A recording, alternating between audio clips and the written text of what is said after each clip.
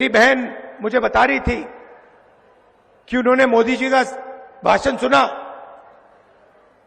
और उस भाषण में उन्होंने, मेरी बहन ने मुझे कहा कि जो हम बोलते हैं वही मोदी जी आजकल बोल रहे हैं।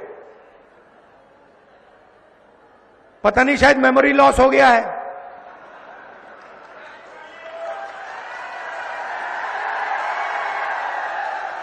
जैसे अमेरिका का पूर्व राष्ट्रपति था, कभी कुछ बोलता था, कभी कुछ बोलता था, भूल जाता था, उसको याद दिलाना पड़ता था पीछे से, भैया आपको ये नहीं बोलना, आपको ये बोलना है।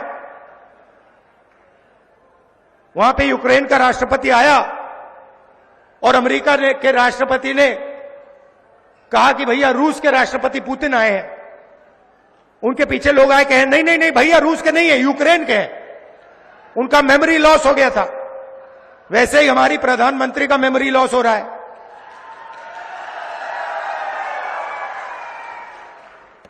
पता नहीं, शायद अगली मीटिंग में आपके पास आएंगे, कहेंगे भैया महाराष्ट्र की सरकार सोयाबीन के लिए 7,000 रुपए देती है प्रति क्विंटल।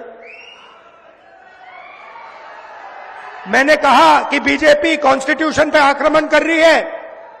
वो कहते हैं कांग्रेस पार्टी संविधान पर आक्रमण कर रही है। हर भाषण में मैं कह रहा हूं, मैं इसको लेके खड़ा हो रहा हूं, कह रहा हूं कि भाई इस पर बीजेपी आक्रमण कर रही है। 1 साल से मैं बोल रहा हूं।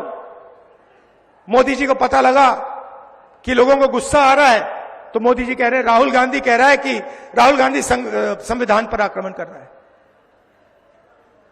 मैं हर मीटिंग में कहता हूं कि 50% की रिजर्वेशन की जो दीवार है उसको हम तोड़ के परे कर देंगे।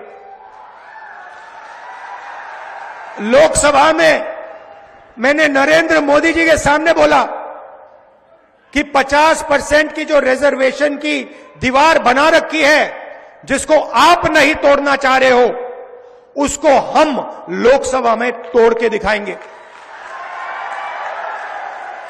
उनके सामने मैंने बोला, मेमोरी लॉस हो गई। मोदी जी कहते हैं राहुल गांधी रिजर्वेशन के खिलाफ है।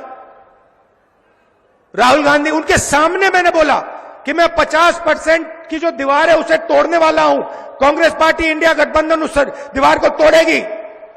और मोदी जी का मेमोरी लॉस हो गया, कहते हैं राहुल गांधी तो रिजर्वेशन के खिलाफ है। अगली मीटिंग में कहेंगे कि राहुल गांधी जाति जनगणना के खिलाफ है। मैंने उनके सामने बोला, मोदी जी जाति जनगणना कराइए, देश को पता लगना चाहिए कितने दलित हैं, कितने आदिवासी हैं, कितने पिछड़े वर्ग के लोग हैं, देश को पता लगना चाहिए।